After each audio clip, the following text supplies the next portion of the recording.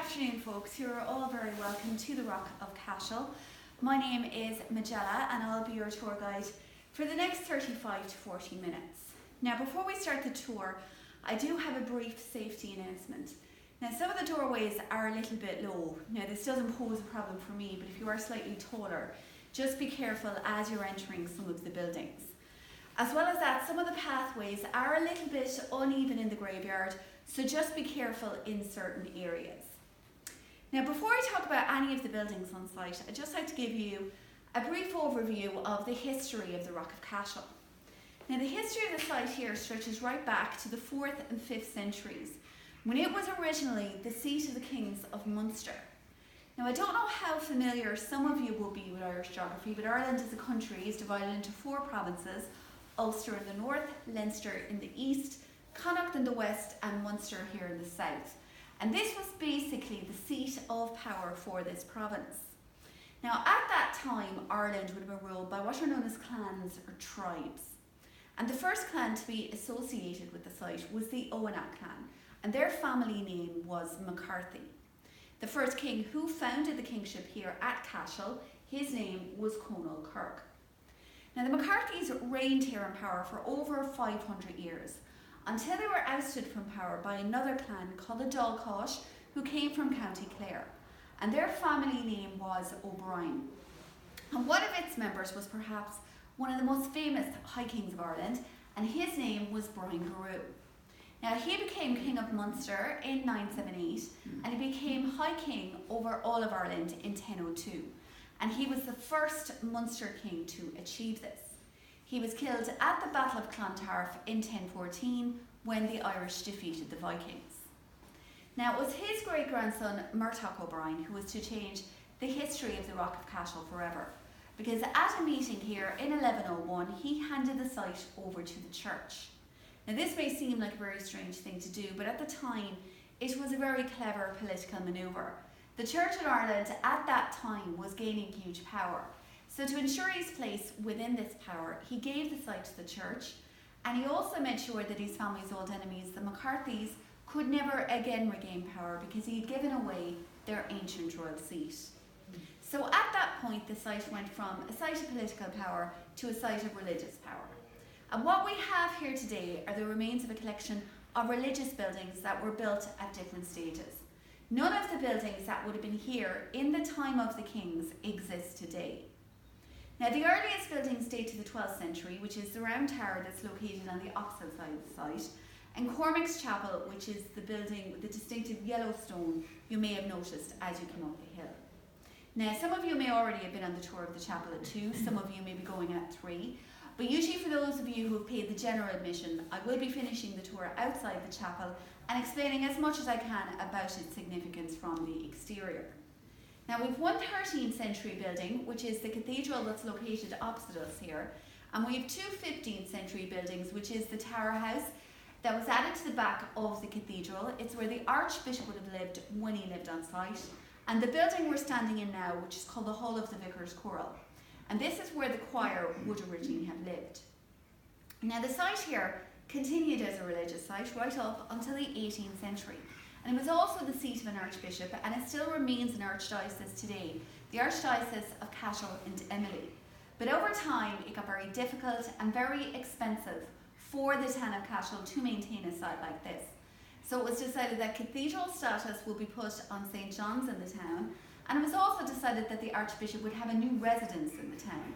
And he lived in what is now known today as the Cashel Palace Hotel, which is located on the main street of Cashel.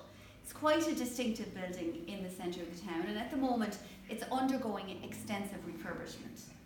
Now, at that point, the site here was basically abandoned and it was left to rack and ruin. And this continued right up until the 19th century, when it was decided that important religious ruins like the Rock of Cashel would be taken into state care. This became one of the first national monuments we would have had in Ireland. It's the first monument that had any kind of conservation work carried out, and this was done in the 19th century. Now, we're starting our tour in the upper level of the Vicar's Choral. Now, this building was constructed in 1420 by Archbishop Richard O'Hegan to house a group known as the Vicar's Choral. And this was basically the choir that would have sang in the cathedral during the ceremonies.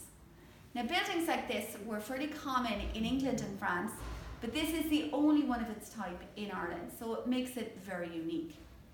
Now, the Vicar's Choir were quite a select group, a group of only 8 members, all male, a mixture of clergy and laity, and they were considered very important within the town of Cashel.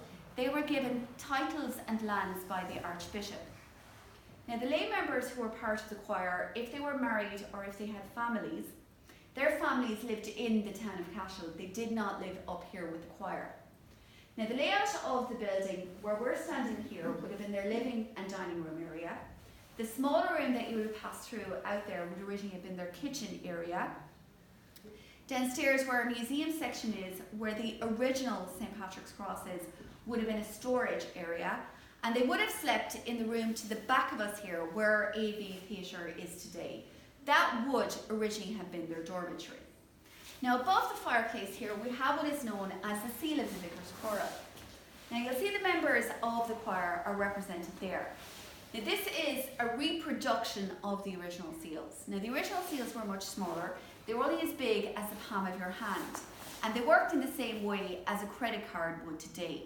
Now, if any of the group needed to buy anything, or if they needed to purchase anything within the town, they would present the seal and the bill would be sent to the Archbishop at the end of the year. Now, with any system like this, it was said that it had been abused. Members of the group tended to give copies of the seals to their families and friends.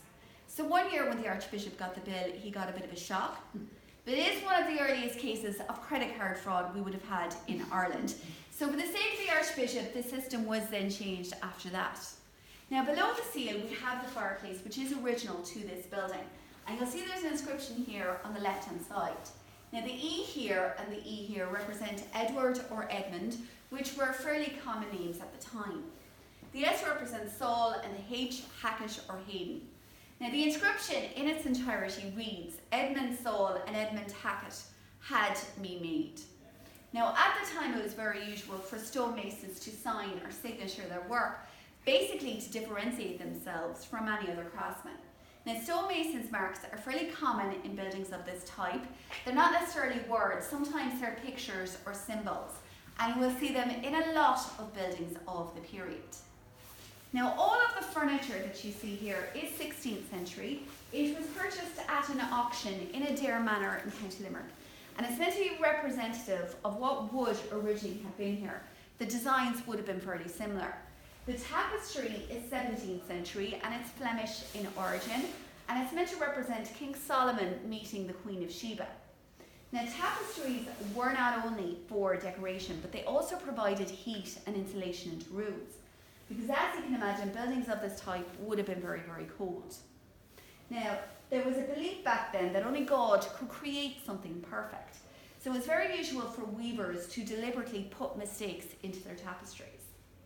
Now, some of the mistakes that have been identified, if you look at the lady at the end here, she's got quite a six-pack for a woman. She's got a very muscular torso. The hands are also slightly unusual. The two of the figures are stuck together, the one that the king is holding towards himself, and also the one extended by the queen. Now, the border also does not come the whole way around the tapestry. Now, this could be because it might be part of a larger tapestry.